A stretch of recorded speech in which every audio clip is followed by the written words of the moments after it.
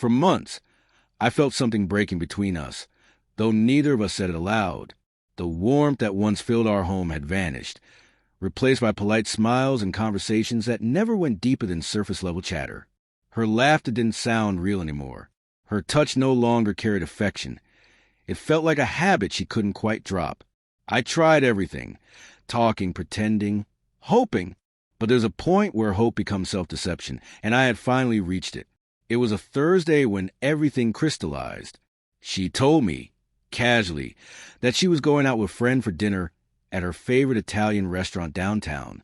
The way she said it, light, effortless, detached, told me all I needed to know. I didn't argue. I didn't question. I simply decided that night would be the end of pretending. At home, I printed the divorce papers. The pages were still warm from the printer, the ink bold and final. My hands trembled, not with sadness, but with the calm that comes when a long war finally ends. I slid the documents into an envelope, sealed it, and placed it in her purse, where I knew she would find it later. For once, I didn't feel uncertain. I knew exactly what I was doing. She texted around 8. On my way, Red Heart. I stared at the message for a moment, then locked my phone without replying. That tiny red heart, once a symbol of affection, now looked like an empty gesture, a lie wrapped in pixels. I drove to a park across from the restaurant and found a bench with a clear view of the entrance. It was chilly, but I didn't mind. I sipped my coffee slowly, pretending to read while keeping my eyes fixed on the door.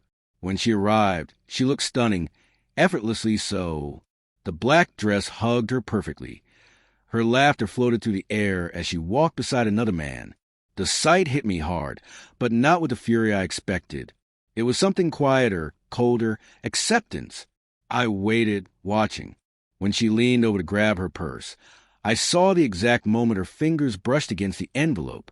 She paused, frowning slightly, curiosity flickering across her face. Then she pulled it out. Confusion turned to shock, then disbelief. I could almost hear her heartbeat from where I sat. She tore the envelope open, her hands trembling. Her companion looked at her in surprise, his laughter dying instantly as he saw the papers inside. She froze. Her eyes darted around, and then she saw me, standing across the street, calm, watching. "What is this?" she called out, voice unsteady.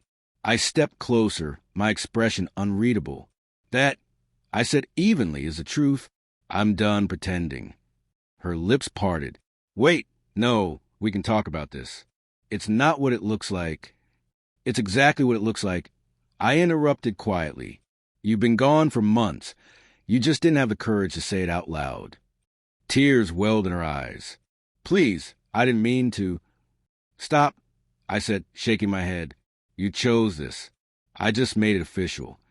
She stood there, silent, clutching the papers as if they could somehow stop everything from collapsing.